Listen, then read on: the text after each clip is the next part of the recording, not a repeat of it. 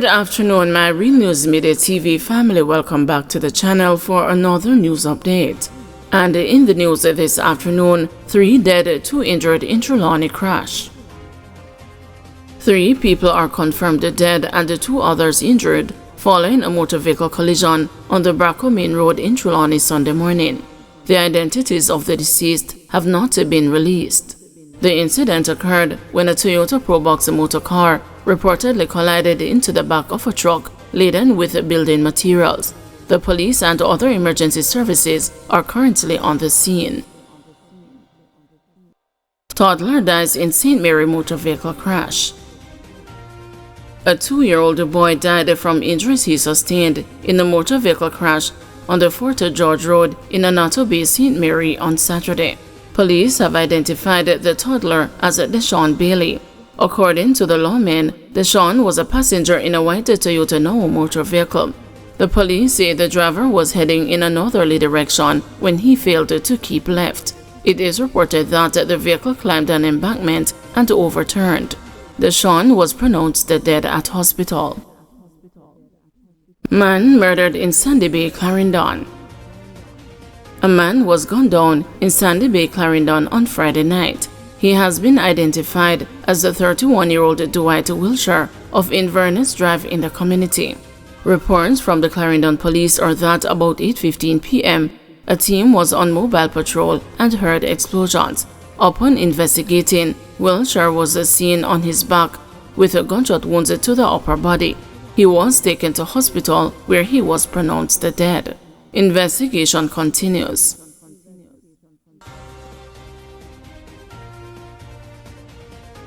Surge in holiday accident victims. Except for the Jamaica Defense Force or the St. Anne's Bay Regional Hospital going against the regular protocol to deploy one of their vehicles, there is no public ambulance to respond to road accidents in the island's largest parish. The situation triggered heightened concern last week, even as the police prepared for at least 6 major parties for the Emancipendence period between August 1, Emancipation Day, and August 6, Independence Day. Characterized by much partying and merrymaking, holiday periods traditionally see a spike in road accidents, mainly caused by speeding and alcohol use.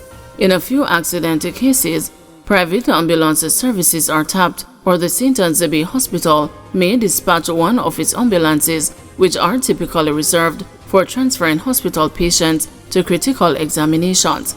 But the majority of major vehicle crash victims in the parish are either transported to the hospital by passers-by or, if available, in the back of a police service vehicle. Compounding the crisis is the fact that despite the firefighters being trained, the Jamaica Fire Brigade's St. Anne Division's emergency medical services remains dormant, bereft of an ambulance and its required resources to respond to calls. With some of the most accident-prone sections of the North-South Highway and other deadly corridors going through the parish, emergency service workers say a functioning EMS system would go a long way in saving lives. That would also ease the pressure of St. Anne's health care system, with the parish recording 23 fatal collisions with 29 deaths so far this year.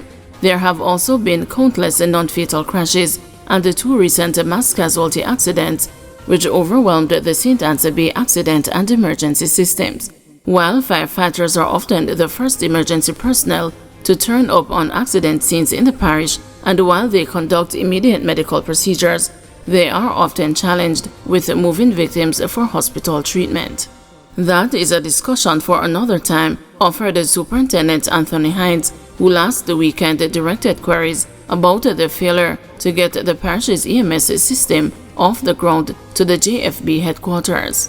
Last Friday, however, individuals with knowledge of the current situation argued that many victims who perished in traffic accidents in the parish could have survived had there been an effective, well-resourced EMS. Sometimes when things happen on the highway, it is the JDF's ambulance that comes and does the transportation, one source close to the fire station told the news.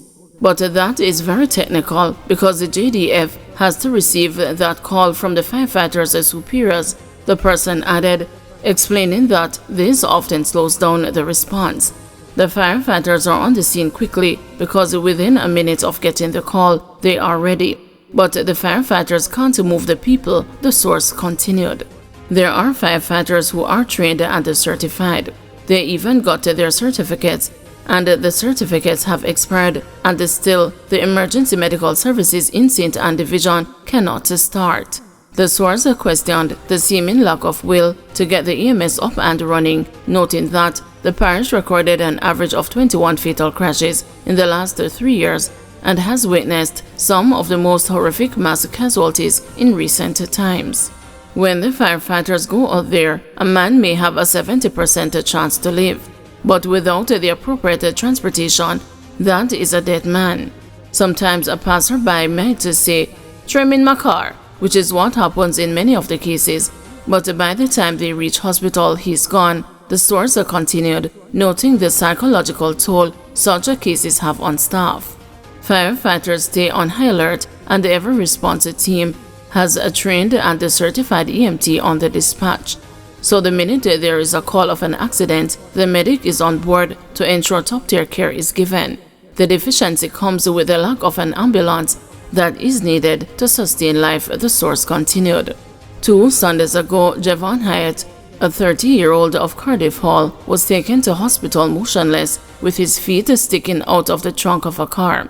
His head leaned to the side and his eyes barely opened as staff at the St. Anne's Bay Hospital's A&E hoisted his broken frame onto a stretcher and wheeled him inside.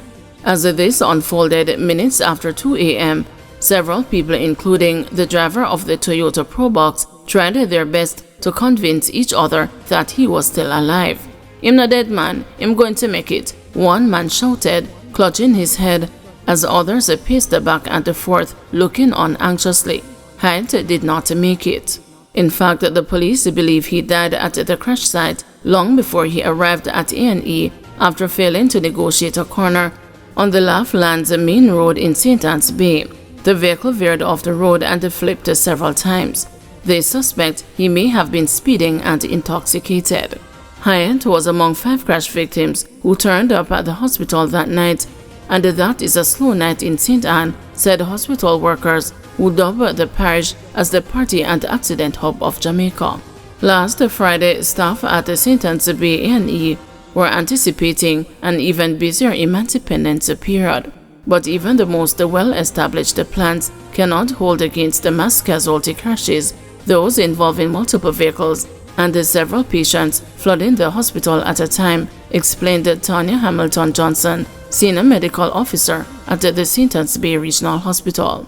And as August has historically been the month with the most accident victims turning up at the hospital, hospital staff stand ready for any eventualities, even if it means being pulled from other departments, said Hamilton Johnson. Guys, thank you for watching. See you this evening at 6 p.m. for another news update.